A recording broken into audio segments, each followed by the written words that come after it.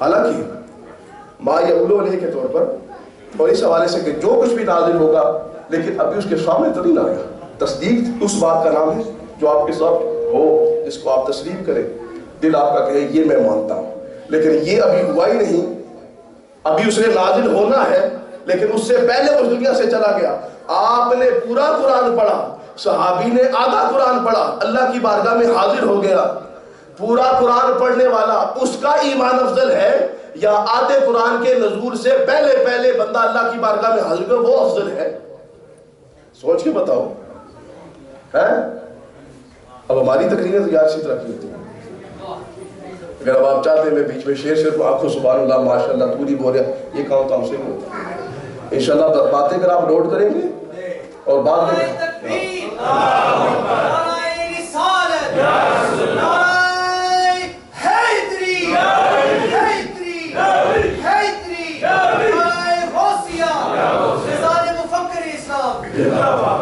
اب یہ باتیں ذہن میں رکھیں کہ قرآن پورا نہیں اترا، صحابی اللہ کی بارگاہ میں حاضر ہو پھر افضل. حج ابھی فرض نہیں ہوا، صحابی اس کے فرض ہونے سے پہلے اللہ کی بارگاہ پھر افضل. بعض ایسے بھی اللہ کے درش ہیں، مثلا حضرت یاسر، حضرت سمیہ، جو ابھی مکے کی زندگی ہے کہ نماز بھی فرض نہیں ہوئی اللہ کی بارگاہ میں حاضر ہو گئے، روزہ بھی نہیں رکھا اللہ کی بارگاہ میں حاضر ہو گئے. اب وہ افضل یا یہ افضل کا ابھی قرآن پورا نازل نہیں ہوا، ابھی نماز کی فرضیت نہیں ہوئی، ابھی روزہ کوئی نہیں رکھا، ابھی زکوٰۃ نہیں دی، ابھی حج نہیں کیا، پر افضل وہی ہے جس نے اسلام کو چہرہ مصطفیٰ کے ذریعے سے سمجھا ہے، جو سرکار پر ایمان لایا.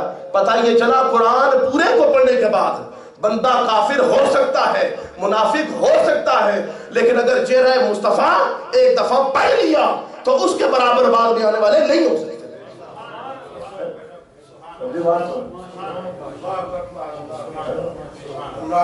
یہ ایک جو جملہ ہے نا، یہ قیمت مانگتا ہے، یہ قیمت مانگتا ہے.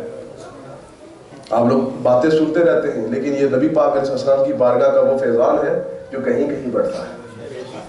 اچھا یہاں پر جب ارشاد میں کما ارسلنا، جیسا کہ اس وقت یہ تشبیہ کا معاملہ ہے، جیسا کہ ہم نے اپنا رسول بھیجا، تو بندہ یہ کہتا ہے یار یہ کس کے ساتھ تشبیہ ہے اور یہ کیا معاملہ ہے. اس وقت اس کا پچھلا حصہ پڑھے تو آپ کو یہ پتہ چلے گا. رب بتانا یہ چاہتا ہے کہ میری ان باتوں پر کیوں حیران ہوتے ہیں، تمہیں پتہ نہیں جیسا کہ ہم نے اپنا رسول تمہیں دے دیا. اس میں جو پیچھے باتیں آئی ہیں ان میں 2-3 باتیں پر غور کر لیں. ایک بات اس میں قد نرا تقلب وجهك في السماء فلنولينك قبلة ترضاها. قرآن نے ارشاد فرمایا کہ ہم دیکھتے ہیں کہ آپ کا چہرہ بار بار آسمان میں اٹھتا ہے اور فولی وجهك شطر المسجد الحرام. اس موقع میں بندہ حیران ہوا کہ یار نماز کے دوران قبلے کے بدلنے کو حکم دے دیا، یہ بڑی عجیب بات ہے. تو جو ہے کہ نہیں آپ کی قد نرا، نبی پاک نماز پڑھ رہے ہیں اور بنو سلمہ کی مسجد ہے، زور کی نماز ہے، سرکار نماز پڑھے بیت المقدس کی طرف منہ کر کے.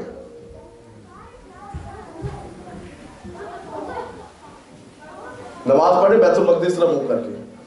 اچانک کیا ہوتا ہے، نبی پاک صلی اللہ علیہ وسلم اپنا چہرہ انور پھیرتے اور بیت المقدس سے بیت اللہ شریف مسجد حرام کی طرف اپنا منہ کر لیتے ہیں. یہ منظر ہے جو قرآن نے پیش کیا ہے. اس میں سے ایک حصہ جو ہے قرآن میں قد نرا تقلب وجهك في السماء. ہم دیکھتے ہیں کیا تقلب وجهك، آپ کے چہرے کا آسمان کی طرف اٹھنا. یہ دیکھتے ہیں. علماء کرام بیٹھے ہیں، ان سے پوچھئے نرا استعمال کیا ہے، نرا فعل مضارع کا کیا مفہوم، اس کا کیا فائدہ ہوتا ہے؟ اس کا مستفاد یہ ہے کہ وہ یا تو حال کے لیے یا مستقبل کے لیے. تو یہ بات تو گزر چکی ہے، اس کو تو ماضی سے تعبیر کرنا چاہیے تھا. ہم نے دیکھا کہ تم نے ایسا کیا. یہ کیوں فرمایا ہم دیکھتے ہیں؟ سمجھے؟ قد رائنا نہیں فرمایا، فرمایا قد نرا. ہم نے دیکھا نہیں، ہم دیکھتے ہیں. کیا مطلب ہے؟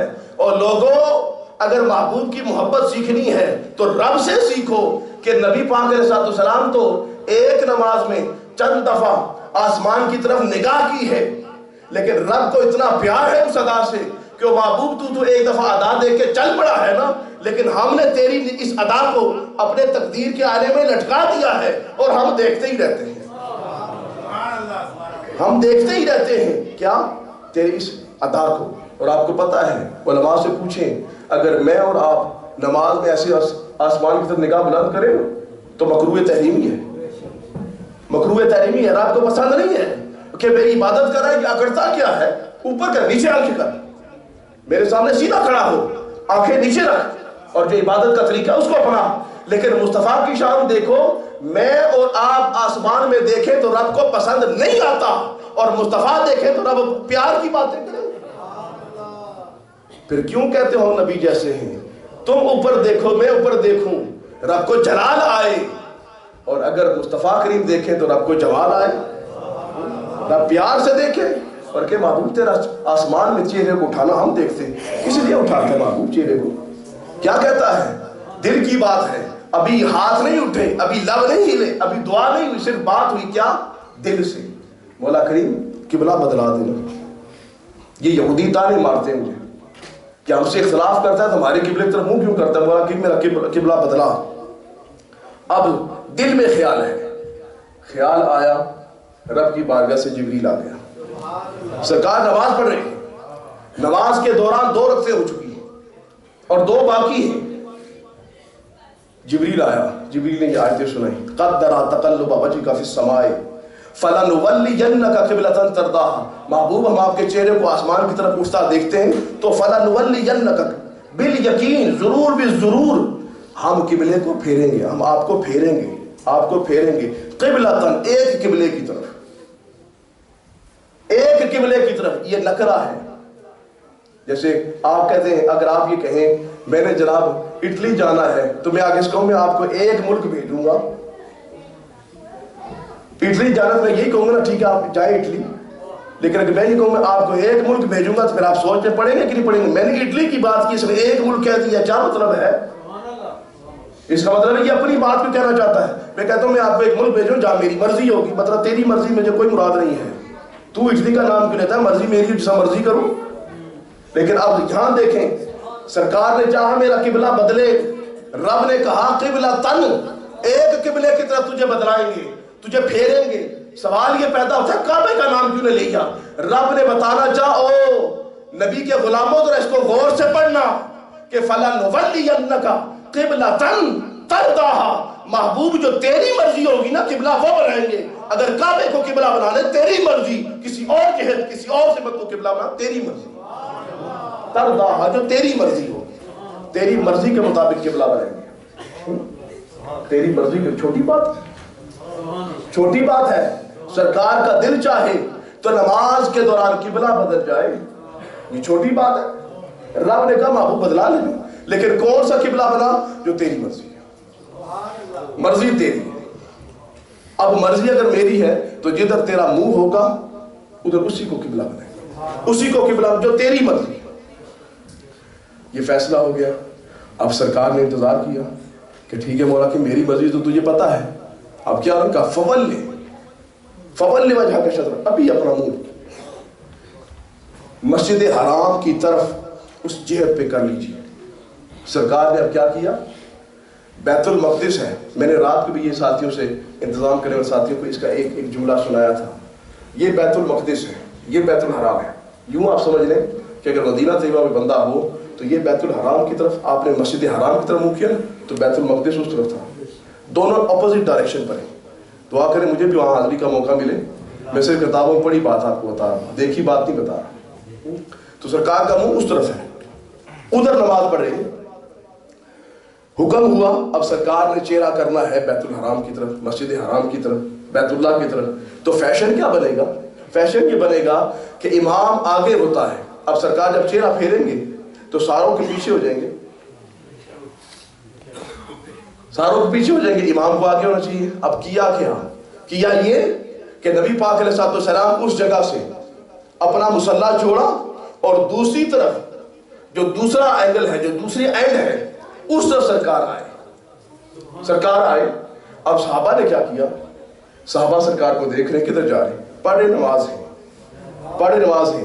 اور اس پر صرف یہ نہیں کہ ہمارے علماء، میں دیوبندی علماء کی تفاسیر آپ کو دکھاؤں گا، دوسرے مسائل انہوں سب نے یہ بات لکھی ہے، سب نے یہ بات ایکسیپٹ کی ہے. کیا کہ سرکار نے مصلی چھوڑا اور اس طرح چلے. اب صحابہ دیکھیں کدھر سرکار جا رہے ہیں، کدھر جا رہے ہیں. دوسرے پڑھ رہے نماز ہیں لیکن سرکار کو دیکھا کدھر جا رہے ہیں. سرکار جیسے جیسے گھومتے جا رہے ہیں ویسے ویسے صحابی نمازی گھومتے جا رہے ہیں. وہ قبلہ ادھر ہے لیکن اب جو صحابہ کا یہ رنگ بدل رہا ہے. صحابی سے کوئی پوچھے اور تمہیں کیا پتا، نبی کو تو وحی ہوئی ہوگی، وہ تو اللہ کے کسی حکم پر عمل کر رہا ہوگا، تم کیوں اپنے چہرے پھیر رہے ہو؟ تم انتظار کرو.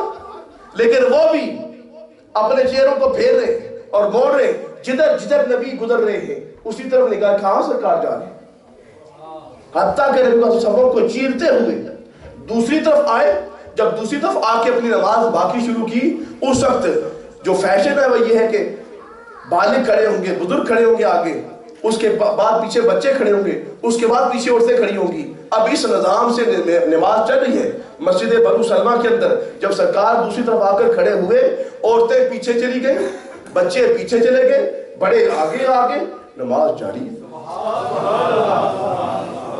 بخدا خدا کا یہی ہے در، نہیں اور کوئی مفر مقر، جو وہاں سے ہو یہیں آ کے ہو، جو یہاں نہیں تو وہاں نہیں.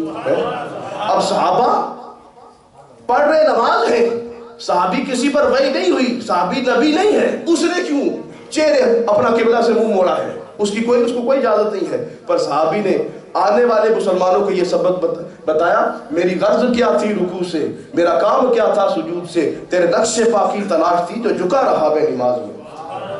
شوق تیرا اگر نہ ہو میری نماز کا امام، میرا قیام بھی حجاب، میرا سجود بھی حجاب. ہمارے وہاں ماسٹر اسٹور میں سالانہ جلوس ہوتا ہے، ہم نے وہاں پر ایک ترکیب کی ہوئی ہے، سارا دن لنگر کھولی رکھتے ہیں. آپ نے ان کو کھانا شانا کھلایا ہے یا مجھ سے پھر ناراض ہیں یہ؟ میں اتنا بیمار ہونے کے باوجود پورا زور لگا رہا ہوں، اور آپ لوگوں کو یا پھر بات کو زیادہ مزے کی لگ رہی ہے. آپ مدینے شریف پہنچے ہوئے ہیں اس لیے گم ہوئے ہوئے، ویسے کوئی معاملہ ہوگا آپ کے بارے میں حسن ظن مجھے رکھنا چاہیے. خیریت تو ہے نا یار، یا تو ان کو کھانا کھلا لو پہلے پھر میں بات کر لوں گا. جب بات سنی ہے تو ذرا پتہ چلے میں سرکار کی باتیں کر رہا ہوں، اور میلاد کا دن ہے، سرکار کی باتیں ہوں تو اس طرح میں لفظ بار تو نہیں استعمال کر سکتا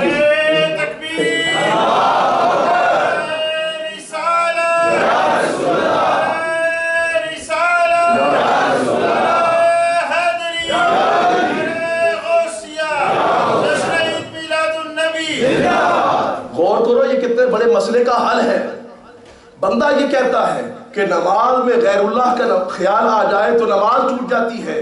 اب یہ موقع ہے، تمام تفاسیر جب یہ بات لکھیں گی کہ نبی پاک علیہ السلام نے جب اپنا چہرہ انور موڑا اور بدلا، قبلہ بدلایا، کسی صحابی نے سوال نہیں کیا یا رسول اللہ آپ کدھر جا رہے ہیں، کیا ہوا ہے؟ بس جدھر سرکار جا رہے تھے پیچھے دیکھنا شروع کر دیا. سرکار ادھر گئے، وہاں جا کے نماز شروع کی، ان کا بھی نماز میں ہی ہے، قبلہ بدل گیا، چلو ہم بھی بدلا دیں. اب صحابی نے نہیں پوچھا یا رسول اللہ یہ کیا ہے، کیسے ہوا، وحی ہوئی ہے، کچھ بھی نہیں. سرکار کے کہہ رہے ہیں. مجھے ایک بڑی خوبصورت بات یاد آئی، بڑی خوبصورت بات یاد آئی ہے.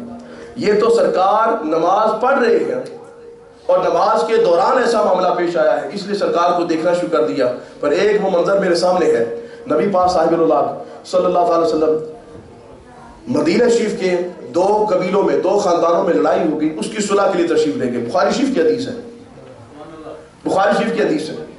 صلح کے لیے تشریف لے کے دیر ہو گئی، زور کا وقت ہو گیا. پیچھے صحابہ نے طے کیا حضرت فاروق اعظم کو کہ آپ نماز پڑھیں. ان کا حضرت بکر صدیق کو کہتے کہ نماز پڑھیں گے. ان کا یار ٹھیک ہے ٹائم نکل رہا ہے تو ہم پڑھ لیتے. سرکار نے اگر تشریف لانا ہوتا ہے تشریف لے آئے، انتظار کیا، پر اب اگر نہیں پڑھیں گے تو وقت خارج ہو جائے گا، چلو نماز پڑھتے ہیں. نماز پڑھنا شروع کر دی. حضرت ابو بکر صدیق رضی اللہ نماز پڑھا رہے ہیں، 2 رکعتیں پڑھ چکے ہیں. اچانک کیا دیکھتے ہیں کہ پیچھے صحابہ کی تالیوں کی آواز آ رہی ہے، ایسے تالی بجا رہے ہیں. اور روایت کے اندر لکھا ہوا ہے کہ حضرت ابوبکر صدیق بڑی کامل توجہ کے ساتھ نماز پڑھا کرتے تھے، یعنی کسی طرف کوئی توجہ نہیں فرمایا کرتے، ایسی کوئی خاص نبی پاک کی بارگاہ کی فیض یافتہ تھے. اب وہ نماز پڑھے تو پھر رب جانے وہ کہاں پڑھتے ہوں گے، کیسے پڑھتے ہوں گے، ان کی منزلیں کون سی ہوں گی، کا کوئی توجہ نہیں کیا کرتے تھے. لیکن جب تالیوں کی آواز زیادہ انہوں نے توجہ کی، جب توجہ کی تو کیا دیکھتے ہیں کہ نبی پاک سے پیچھے آئے گئے. ہوا کیا، سرکار وہ فیصلہ فرما کے جب واپس آ رہے ہیں تو جماعت کھڑی ہے، سرکار آ کے جماعت میں شامل ہونے سے پچھلی صف میں، تو پچھلی جو آخری صف ہے نا اس کے صحابہ سائڈ پر ہو گئے، یا رسول میرے پیچھے آگے کھڑے، جگہ دی. بخاری شریف کی روایتیں نکال کے دکھاؤں گا اور میرے پاس نشان لگے ہوئے ہیں. ایسی کوئی زبانی کلامی ہم بات نہیں کریں گے جذباتی کے شعر شور پڑھ کے گھر چلے گا سیف الملوک کا، یارہ میں کوئی نہیں پتہ کہاں سے لیا ہے. سیف الملوک کا شعر بھی سنائیں گے، اس کی حجت قرآن اور حدیث سے دکھائیں گے. اعلیٰ حضرت فاضل بریلوی کا کلام پڑھیں گے، اس کی حجت آپ کو قرآن اور حدیث سے دکھائیں گے. ویسے زبانی شعر آپ نے اس لیے نہیں پڑھے ہوئے کہ ہمیں شعر ہی آتے ہیں، شعر اپنے مضمون کو چلانے کے لیے ہے. سمجھے بات کو؟ روایت دکھاؤں گا آپ کو، اور یہ حصہ دکھاؤں گا بیچ میں. صحابی ہٹ گیا، اگلی صاحب نے جا کے سرکار کرنے انہوں نے کہا میرے پیچھے کیوں کھڑے ہوئے، آپ سنا آگے تشریف لے جائیں. اب بات نہیں کر رہے، راستہ چھوڑتے جا رہے ہیں. اور ہر صحابی، میرا ایک گمان اس طرح گیا، میں نے کہا یار جب سرکار پچھلی صف پہ آ کے کھڑے ہوں گے، اگلی صف والے کو کس طرح پتہ چلا پیچھے سرکار آ گئے ہیں. تو میرے دل نے یہ جواب دیا کہ ان کی مہک نے دل کے غنچے کھلا دیے ہیں، جس راہ چل دیے ہیں کوچے بسا دیے ہیں. اور سرکار پیچھے آئے ہو صحابی کو نہ پتہ چلے. سرکار کی خوشبو تو جانور سونگ لیتے ہیں، درخت و حجر سونگ لیتے ہیں، سرکار کا صحابی اس خوشبو سے پتہ چلا سرکار آ گئی. جب تک توجہ کی پتہ چلا باقی سرکار آئے، جگہ چھوڑ دی. ایک صف، دوسری صف، تیسری صف، حتیٰ کہ ساری صفیں کراس کرتے ہوئے نبی پاک علیہ السلام پہلی صف میں گئے. جب حضرت ابوبکر صدیق کو بتایا یہ تو پیچھے آ کے کھڑے ہو گئے، اس وقت وہ پیچھے، انہوں نے دیکھا سرکار آگے، وہ پیچھے نہ چاہتے. سرکار نے فرمایا، اشارہ فرمایا تھا اپنی جگہ پہ رہو، اپنی جگہ پہ رہو. لیکن حضرت ابوبکر صدیق اپنی جگہ پہ نہیں رہے، ہاتھ بلند کیے، فحمد اللہ، اللہ کی حمد بولی اور ہاتھ بلند کر کے پیچھے آئے، یعنی نعرہ مار کے پیچھے آئے، نعرہ مار کے پیچھے آئے. اور سرکار نے جب دیکھا کہ یہ بھی پیچھے آ گئے، اس نے سرکار مصلی امامت پر کھڑے ہو گئے اور وہاں جا کے نماز شروع کرا دی. نماز پڑھائی، نماز کمپلیٹ ہو گئی، صحابہ نے نماز مکمل کی. پھر سرکار نے پوچھا اے ابوبکر تو مجھے یہ بتا، جب میں نے تجھے یہ کہا تھا کہ اپنی جگہ پہ رہ تو تو کیوں واپس آیا؟ سرکار حضرت ابوبکر صدیق عرض کریں یا رسول اللہ، ابو قحافہ کے بیٹے کے لیے یہ بات ہرگز جائز نہیں کہ اپنے نبی کے آگے کھڑا. بھائی روایت تو میں نے اور آپ نے پڑھ لی، سن لی، پر مجھے یہ بتاؤ اللہ کی نماز ہے، اس میں غیر اللہ کا ادب کا، غیر اللہ سمجھوں تو من دون اللہ سمجھوں تو بات کروں نا، یہ من لطف اللہ ہے، یہ اللہ کا رسول ہے، اس کا ادب کروں گا میرا رب راضی ہوگا. اے نماز میں پیچھے آئے. اب جب نبی پاک علیہ السلام اللہ کے رسول ہیں، کوئی غلط بات دیکھیں تو ان کی رب کی طرف سے یہ ڈیوٹی ہے کہ وہ بتائیں یہ غلط کیا ہے. نبی پاک صلی اللہ علیہ وسلم نے ہرگز نہیں کہا کہ یہ صحابہ تم نے کیا کیا، صرف ایک تصحیح کرائی. آپ نے فرمایا جب تم امام میں کوئی بات دیکھا تو سبحان اللہ کہا کرو. یہ تالی بجانا عورت کے لیے، یعنی عورت اگر مقتدی ہے اور وہ دیکھے کہ امام سے کوئی غلطی ہو گئی ہے، اب وہ زبان سے نہ بولے، وہ تالی بجا کے بتائے وہ غلطی کی ہے. لیکن تم مرد تو تالی مت بجایا کرو مسجد کے اندر، تالی بجا کے یہ تصحیح کی ہے. لیکن کیا سرکار نے یہ کہا وہ خدا کے بندو تم اللہ کی نماز پڑھ رہے تھے اور میرے لیے صفیں توڑ دی؟ میں تمہیں توحید سکھانے آیا ہوں، میں تمہیں نماز پڑھانے آیا ہوں اور تم نے میرے لیے صفیں توڑ دی. اور صدیق تو نے میرے لیے مصلی امامت چھوڑ دیا، یہ سارا میرا نظام تم نے دھرم بھرم کر دیا. اتنے سال لگا کر تمہیں نماز سکھائی تھی اور تم نے ساری نماز توڑ پھوڑ دی ہے، صفیں توڑ دی، یہ کیا کیا؟ ایک بھی جملہ سرکار نے یہ نہیں فرمایا، ایک بھی جملہ ایسا نہیں ہے حدیث کے اندر کہ سرکار نے فرمایا تم نے غلط کیا. پتہ یہ چلا نماز کے اندر مصطفیٰ کے ادب کا خیال رکھنا یہ نبی کی تعلیم ہے. نبی کا خیال رکھنا، خیال سے تم کہتے ہو نماز چھوٹ جائے گی، نماز نہیں جائے گی. نبی کا خیال کیا، نبی کا ادب کیا جا رہا ہے اور نماز نہیں چھوٹ رہی. اب یہی معاملہ پیش آیا یہاں پر، قبلے کے جب حکم ہوا سرکار وہاں سے چلے اور یہاں آئے. سارے صحابہ جناب وہ فوجی سر نہیں کہتے ہیں، وہ نے سارا ٹرن لیا جناب اور سارا کچھ نظام آگے پیچھے ہوا، لیکن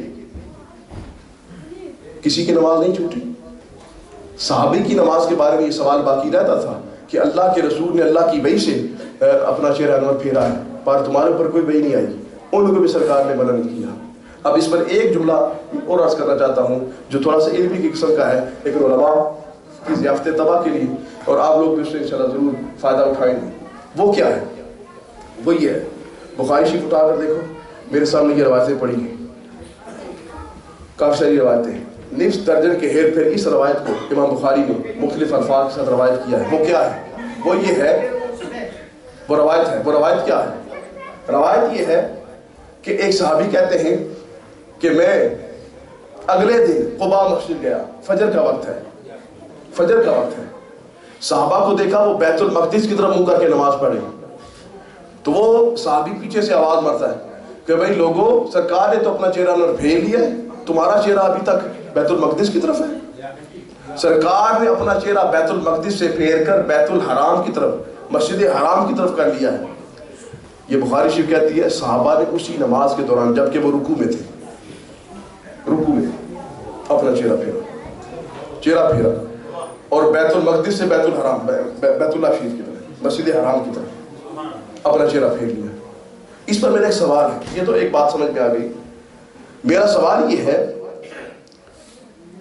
کہ نبی پاک علیہ السلام مسجد اقصی کی طرف، بیت المقدس کی طرف منہ کر کے نماز پڑھ رہے تھے، اور یہ سارے صحابہ کو پتہ ہے۔ یہ بات ہے دلیل قطعی، یہ قطعاً ثابت ہے، پکی بات ہے کہ سرکار ایسے منہ کر رہے۔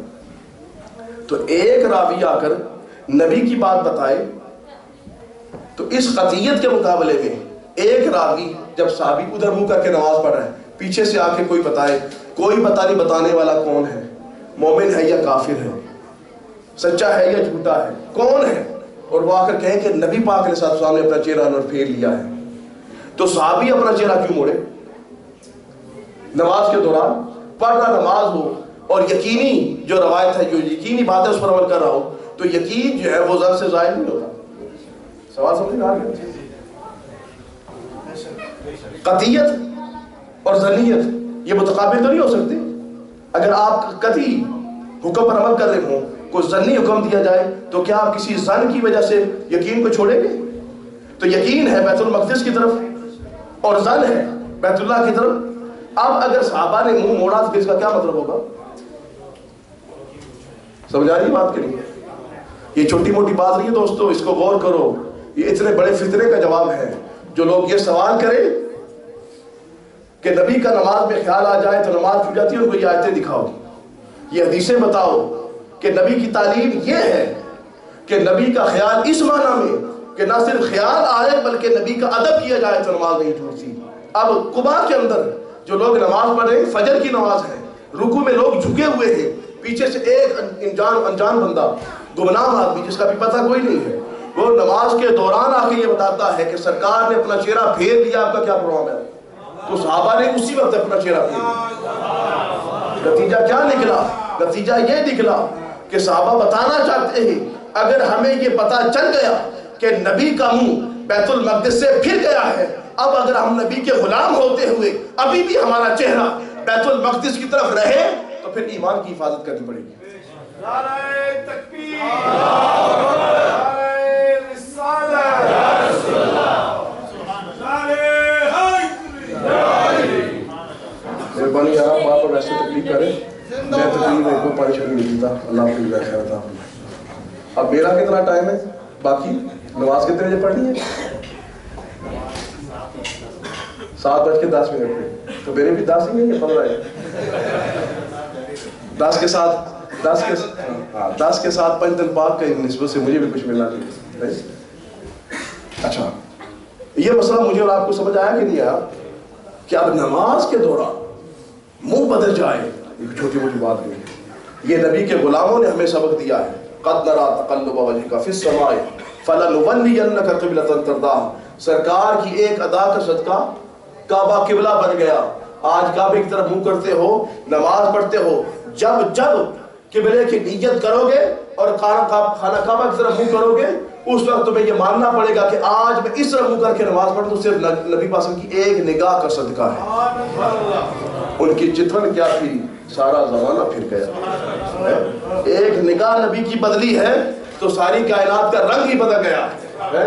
اور مزے کی بات آپ کو سناؤں وہ یہ کہ رب نے فرمایا وَلِكُلٍّ وِجْهَةٌ هُوَ مُوَلِّيهَا کہ ہر ایک کے لیے قبلہ ہے. علامہ آلوسی بغدادی نے بڑی خوبصورت بات کہی. ان کا اگر ہر ایک کے لیے قبلہ ہے تو ہر ایک میں تو رب بھی آتا ہے. پھر رب کا قبلہ کون سا ہوگا؟ قبلہ عبادت کے لیے سجدہ کرنے والی جگہ کو نہیں کہتے. قبلہ کہتے ہیں توجہ کے مرکز کو. توجہ کا مرکز وہ کون سا ہے؟ تو کہا پھر رب کی توجہ کا بھی تو کوئی مرکز ہوگا. کہا محبوب تیرا قبلہ تیری ذات کا، تیری روحانیت کا، تیری حقیقت کا قبلہ میں ہوں اور میری ذات کا قبلہ تو ہے. سمجھے بات کو؟ آپ سب آپ تو واقف ہیں ساری بات کے. توجہ چاہیے ہوگی نا. کتنی بڑی بات ہے. کہا وَلِكُلٍّ وِجْهَةٌ محبوب تیرا قبلہ میں اور میرا قبلہ. اور بندہ کہ یار یہ آپ نے جذباتی بات کہ قرآن سے اس کا سبب ان اللہ و ملائکتہ یصلون علی النبی. امام شافعی فرماتے ہیں یہاں صلاۃ کا معنی اعتراء ہے، توجہ ہے. رب کہتا ہے او مومنین سنو، اللہ کی توجہ کا مرکز بھی میرا محبوب ہے، میرے فرشتوں کی توجہ کا مرکز بھی میرا محبوب ہے. اگر تم ایمان والے ہو تمہاری توجہ کا مرکز بھی میرا محبوب ہونا چاہیے. اٹھا کر دیکھیں نور العلماء، اٹھا کر دیکھیں اصول کی کتاب ہے. اس میں یہاں پر بحث لفظ مشترک کی جب بحث آئی ہے اس کے اندر یہ مسئلہ ڈسکس ہوا کہ یہاں معنی اعتراف کیا گیا ہے اور فرمایا گیا کہ جس طرح رب کی توجہ کا مرکز محبوب کی ذات ہے، جس طرح فرشتوں کی محبوب کی توجہ کا مرکز محبوب کی ذات ہے، مومنین کی توجہ کا مرکز بھی محبوب کی ذات ہونی چاہیے. آپ کہیں گے خدا کی ذات کا، خدا کی ذات کو تم پہلے فائنڈ آؤٹ کرو کون سی ہے کیسی ہے، اس کے بعد مرکز بنانا ہو. اس لیے کہ نماز بھی پڑھتے ہو تو نماز میں بھی ہر لمحے میں کتنی مرتبہ سورہ فاتحہ پڑھی کا جتنی بار نبی نے پڑھی تھی، کتنی مرتبہ 7 سورت میں لوکا جتنی مرتبہ نبی نے پڑھی تھی، کتنے رکوع کو رکا جتنے نبی نے پڑھے تھے، کتنے سجدے کو رکا جتنے نبی نے پڑھے تھے، کتنی تسبیحات پڑھوں گا جتنی نبی نے پڑھی تھی، کتنی لفظیں پڑھوں گا جتنی نبی نے پڑھی تھی. حتیٰ کہ حدیث سرکار خود فرماتے ہیں صلو کما رأیتمونی اصلی، نماز اس طرح پڑھو جس طرح مجھے پڑھتا دیکھتے ہو. یعنی جو سرکار کرتے تھے چلے جائیں، جس طرح کرتے چلے جائیں، جہاں کرتے چلے جائیں، جب کرتے چلے جائیں، تم بھی کرتے چلاؤ. عبادت ہے. فجر کی نماز ہے، زور کی نماز، عصر کی، ساری نمازیں اس طرح پڑھو جس طرح نبی نے پڑھی تو عبادت. لیکن فجر کے وقت میں عشاء پڑھنا شروع کر دو، عشاء کے وقت میں زور پڑھنا شروع کر دو، اور کھڑے ہو کر درود شریف پڑھنا شروع کر دو، بیٹھ کر سورہ فاتحہ پڑھنا شروع کر دو، سجدے میں جناب تم قرآن پڑھنا شروع کر دو. قرآن ہے، قرآن پڑھنا عبادت ہے. لیکن قرآن کو اس جگہ نہ پڑھو جس جگہ نبی نے نہیں پڑھا تو پھر کیا ہوگا؟ نبی نے سجدے میں قرآن نہیں پڑھا، تم پڑھ کے دیکھو اور کہو میں آج کے بعد تسبیحات نہیں پڑھتا. علماء کے پاس جانا، پھر پوچھنا میں نے قرآن پڑھنا شروع کر دیا ہے. کہاں پڑھے ہوئے؟ التحیات میں. التحیات بیٹھا ہوں، میں نے التحیات نہیں پڑھی، قرآن پڑھا ہے. قرآن پڑھنا نیکی کا کام ہے. میری نماز ہوئی کہ نہیں ہوئی؟ علماء جس مرضی مکتبہ فکر کے پاس جاؤ اور پوچھنا تمہاری نماز ہوئی ہے؟ او اللہ کا نام ہو، اللہ کا کلام ہو، عبادت ہو، تلاوت ہو، نماز نہیں ہو رہی. کیوں نہیں ہو رہی؟ کہا اس طرح کیوں نہیں پڑھی جس طرح میرے محبوب نے پڑھی ہے. میری بارگاہ میں عبادت وہ قرار پائے گی جو میرے مصطفیٰ کی نقل ہوگی، جو میرے مصطفیٰ کی کاپی میں ہوگی، جو اس کی غلامی میں ہوگی وہ نماز ہے. جو اس سے ہٹ کر ہوگی وہ نماز ہی نہیں.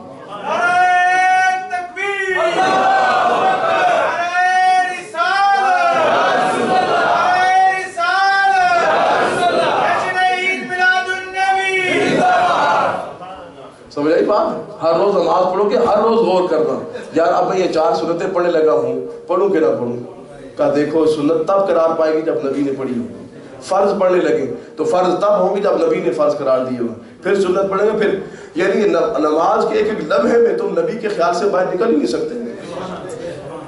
کبھی کسی نے آپ کو تعلیم دی ہے کہ سبحان ربی العظیم رکوع میں جانے کی وہاں ربی العظیم کہیں گے، ربی الاعلیٰ کہہ لو ہے؟ کہا کیوں نہیں کہتے؟ کہا نبی نے ایسے نہیں کیا یار. التحیات پڑھنے لگے ہو، کہا وہی سبق پڑھنا ہے جو نبی نے تعلیم کیا ہے. وہ نہیں پڑھو گے تو نماز نہیں ہوگی. پتہ یہ چلا ہر قدم پر تمہیں دیکھنا ہوگا کہ نبی کی تعلیم کیا ہے. جب یہ بات سمجھ میں آئی اب رب کی یہ بات سنو، کما ارسلنا فیکم رسولا.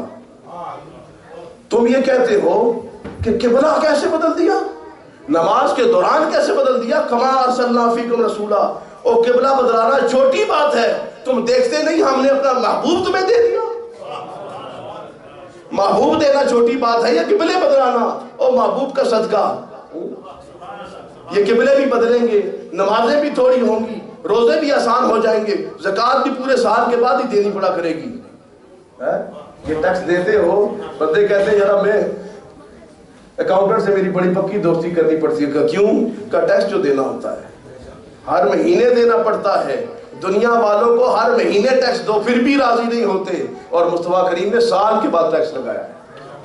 زکوٰۃ ہے وہ، اور وہ بھی ٹیکس نہیں ہے، وہ بھی مال کے پاک کرنے کے لیے. تو کما ارسلنا فیکم، تم نے یہ سمجھ لیا کہ یہ بہت مشکل بات ہے کہ قبلہ بدلاؤں؟ نہیں، یہ دیکھو جو رب اپنا محبوب تمہیں عطا کر سکتا ہے وہ تم پہ کون سے مہربانی اور کرم نہیں کر سکتا.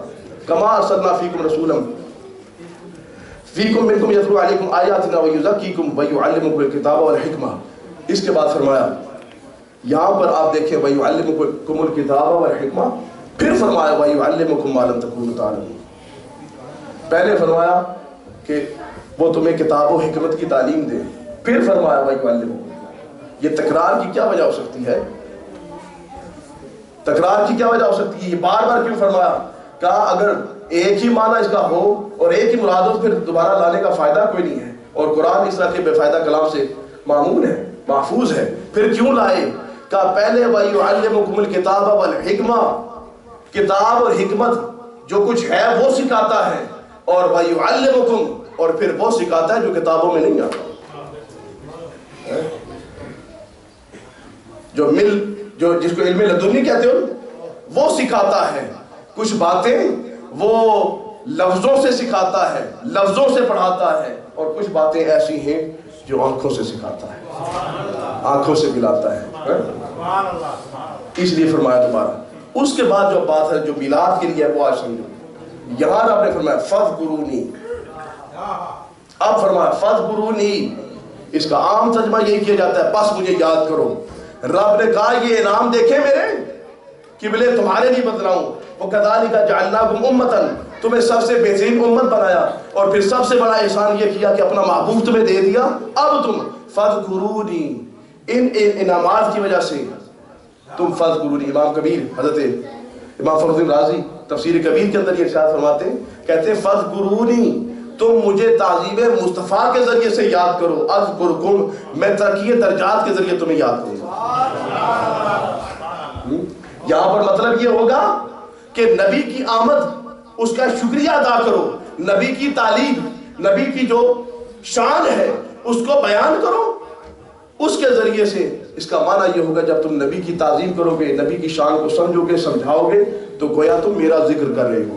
اگر تم نبی کے میلاد کے جلسے مناؤ گے، نبی کے معراج کے جلسے مناؤ گے، نبی کی عظمت و شان بیان کرو گے، تو دراصل وہ وہی شانیں ہوں گی جو میں نے عطا کی ہیں، اس لیے وہ میرا ذکر ہوگا. تم وہ کرو اذکرکم. اسی وجہ سے اگر میں اب مثال کے طور پر آپ کو قرآن سے ہی دو حوالے دکھا دوں کہ جن لوگوں نے نبی کو کہ میلاد کی بات کی ہے، رب نے کیسا کرم فرمایا ہے. رب نے کیسا کرم فرمایا ہے. ایک حضرت ابراہیم علیہ السلام ہے، جب خانہ کعبہ تعمیر کیا تو فرمایا ربنا وابعث فیہم رسولا، مولا کریم بڑی شان والا رسول ان میں مبعوث فرما دے، بڑی شان والا رسول ان میں مبعوث فرما دے. یہ دعا فرمائی حضرت ابراہیم علیہ السلام نے. جب یہ دعا کی، یار ایک بات سمجھنے کی ہے، سارے ساتھی توجہ کرنا.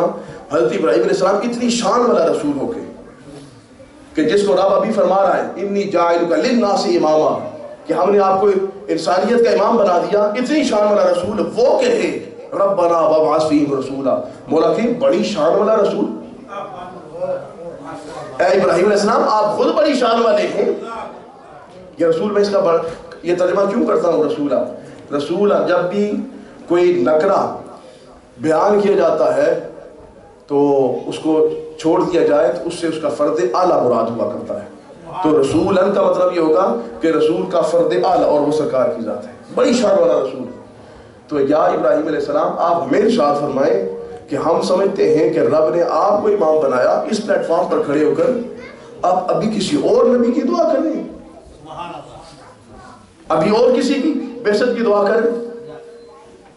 میرے پاس 4-5 منٹ باقی ہے. انشاءاللہ اگر اللہ تعالیٰ نے مجھے کبھی آئندہ آنے کا یہاں موقع دیا نا تو حافظ صاحب سے یہ ریکویسٹ کروں گا میرے بیان سے پہلے یہاں لنگر ضرور کھلا دیں ساتھ.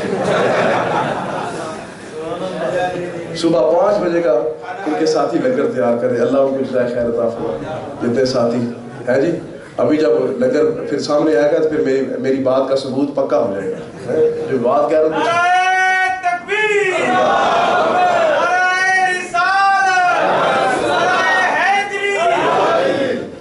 لگتا ہے احمد صاحب کو میرا مشورہ پسند آیا ہے. وہ اس بات کی تائید کر رہے ہیں کہ نیکسٹ ٹائم بیان سے پہلے لنگر ہونا چاہیے. تسلی سے میری بات سنیں. ساتھی پریشان ہو جاتے ہیں کہ اب اگر واہ واہ کیا سبحان اللہ کیا تو شاہ صاحب اور دیر کریں گے. تو دیر کی تو پھر لنگر دیر ہو جائے گا. کچھ اچین کرو یا پین کرو, ہمیں جو ٹائم ملا ہے ہم نے تو وہ لگانا ہے. آپ بے شک بھوک لگے یا آپ کو پیاس لگے, ہم نے اپنی بات پوری کرنی ہے. 2 موقع آپ کے سامنے پیش کر رہے ہیں کہ جن لوگوں نے سرکار کے میلاد کی بات کی رب نے کیا کیا. ایک ہے حضرت ابراہیم علیہ السلام, ساری منزلیں پار کر کے منزل امامت پر فائز ہو کر سارے انسانیت کے لیڈر بن کر اب رب سے دعا کر رہے ہیں مولا کریم ایک بڑی شان والا رسول مبعوث فرما. اور یہ خانہ کعبہ کی تعمیر کے بعد مولا کریم میں نے پلیٹ فارم تیار کر دیا ہے اور اپنا محبوب بھیج. بڑی شان والا رسول. اس وقت نے سوال کیا آج تو ایک مولوی یہ بات کہتا پھرتا ہے کہ نبی میرے جیسا ہے. پوچھا کیوں تیرے جیسا ہے, کیسے تجھے سمجھ آئی؟ انہوں نے کہا میری 2 آنکھیں نبی کی 2 آنکھیں, میری زبان نبی کی زبان, میرا چہرہ نبی کا چہرہ, میرا کان نبی کے کان, میں چلتا پھرتا, میں کھاتا پیتا, میرے بیوی بچے, میرے معاملات تو میں پھر سارے معاملات میں نبی جیسا ہوں. اور نبی پھر میں نبی جیسا, نبی میرے جیسا ہونا چاہیے. اس وقت مجھے یہ بات سمجھ میں آئی, دیکھنے کے لیے آئی. میں نے کہا مولوی صاحب چند دن کتابیں پڑھ کے مصلی تک پہنچے تو نبی کی برابری ان کے ذہن میں آ گئی. یہ ابراہیم علیہ السلام ہے جو اللہ کے خلیل ہیں اور اس وقت میں سب سے بیسٹ ہے پوری مخلوق کے اندر. وہ جب یہ بات کرے کہ مولا کریم بڑی شان والا رسول مبعوث فرما, وہاں تو کوئی برابری کا دعویٰ نظر نہیں آیا. تو مجھے یہ جواب سمجھ میں آیا کہ یار نبی کے جیسے بات کرنے والے غور کر, جو مقام ابراہیم پر فائز ہوتا ہے نا اس کو پتا ہوتا ہے وہ شان والا رسول کون ہے. جس نے وہ دنیا دیکھی نہیں اس کو کیا پتا کہ مصطفیٰ کی شان کیا ہے. اس لیے اگر انبیاء کی سنت پر چلنا ہے پھر یہ ماننا پڑے گا تلک الرسل فضلنا بعضهم علی بعض. نبیوں نے نبی پاک صلی اللہ علیہ وسلم کی ہمسری کی بات نہیں کی ہے. تو یار ایک عام امتی غلام ہو کر دعویٰ ہمسری کرتا ہے, برابری کا دعویٰ کرتا ہے. اچھا دعا تو یہ کر دی, یہ نبی کے میلاد کی دعا اقتضاء موجود ہے اس کے اندر ہے نا, تقاضوں میں دعا ہے نا کہ مولا کریم میرے محبوب اپنے محبوب کا میلاد فرما پھر بعثت فرما. اب حضرت ابراہیم علیہ السلام نے یہ دعا کی, اس کا ریوارڈ دیکھیں کیا ہے. ریوارڈ کیا؟ ابراہیم علیہ السلام نے نبی پاک صلی اللہ علیہ وسلم کے نام کی اور ان کے ڈنکے بجائے ان کے لیے دعا کی. سرکار نے کیا کیا؟ سرکار نے کہا کہ اے میرے امتیوں, اے میرے غلاموں, جس نبی نے ایک دفعہ میرا نام لیا ہے نا تم نے ہر نماز میں اس کا نام لینا ہے. نبی نے میرا نام ابراہیم نے ایک دفعہ بلند کیا تھا. میرے امتی جب تک رہیں گے صبح قیامت تک میرا ہر امتی اس ابراہیم کے اس احسان کو, اس دعا کو یاد رکھتے ہوئے بار بار اس کا نام لے گا. اگر ابراہیم علیہ السلام ایک دفعہ میلاد مصطفیٰ کی دعا کر دیں تو امت مصطفیٰ کا ہر فرد اس کے نام کو بلند کرنے کا پابند ہو جاتا ہے. اپنی قسمت پہ ذرا غور کر لو. انہیں تو آنے کی دعا کی تھی, تم آنے کا شکر ادا کر رہے ہو. اس لیے یہ سمجھنا چاہیے آج بھی جو لوگ میلاد کا نام بلند کرتے ہیں, سرکار کی باتیں کرتے ہیں, دیکھ لو باقی لوگوں کے مقابلے میں جو لوگ دین کا ہی کام بے شک کرتے ہوں لیکن جنہوں نے نبی کے نام کو بلند کرنے کے لیے اپنی زندگی گزاری ہے, رب نے ان کے نام کو کیسا بلند کیا تھا. تو یہ ایک بات تو یہ سمجھ میں آئی ابراہیم علیہ السلام کے اس کردار سے مصطفیٰ کریم علیہ السلام. پھر یہ بھی بات سمجھ میں آئی ہمارا نبی وہ ہے کہ کسی کے ایک دفعہ کیے ہوئے احسان کو یاد رکھتا ہے. تو مجھے اور آپ کو کیا سمجھنا چاہیے؟ احسان مندی ممنون ہونا یہ نبی کی سنت ہے. کسی بات کو سمجھنا کہ اس نے میرے مہربانی کی ہے، اس سے کسی کی کسر شان نہیں ہوتی، کسی کی شان گھٹتی نہیں ہے، بلکہ آپ پر کسی نے احسان کیا تو اس کے احسان کو مانو، یاد رکھو، پھر بدلہ احسان ساتھ دینے کی کوشش کرو. یہ نبی کی سنت ہے. ابراہیم علیہ السلام کا نام بلند ہو گیا.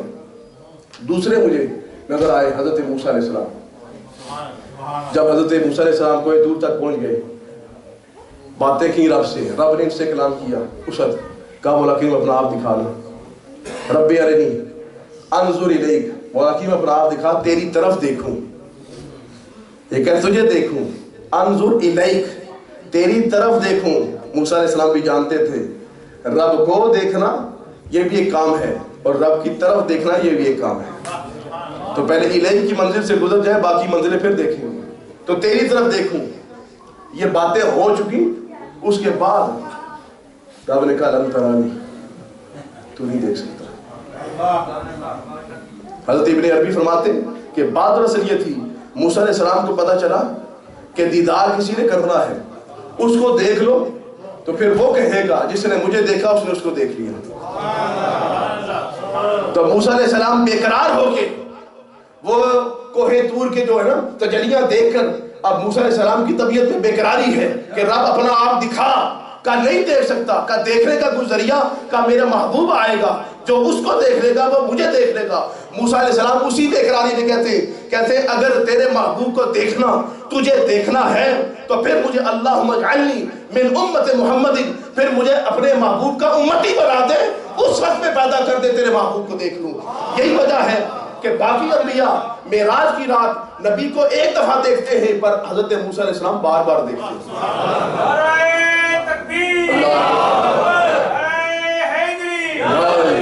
دیکھا موسیٰ علیہ السلام نے ایک دفعہ دیکھا، پھر سوال کیا، پوچھا کیا پوچھا؟ جائیں نماز قائم کرائیں. سرکار بھی سمجھتے تھے کہ آج موسیٰ ہماری زیارت کرنا چاہتا ہے. سرکار نے بھی جا کر یہ بات نہیں کی کہ مولا کریم جتنی کام کرنی ہے اب کر دینا تاکہ پھر واپس جاؤں. رب بھی جانتا ہے کہ میرا موسیٰ ساری زندگی تڑپتا رہا اس کے دیدار کے لیے، اس لیے ابھی 45 نہیں کم کرتا، اے میرے محبوب 5 کم کر دی، پھر جاؤ.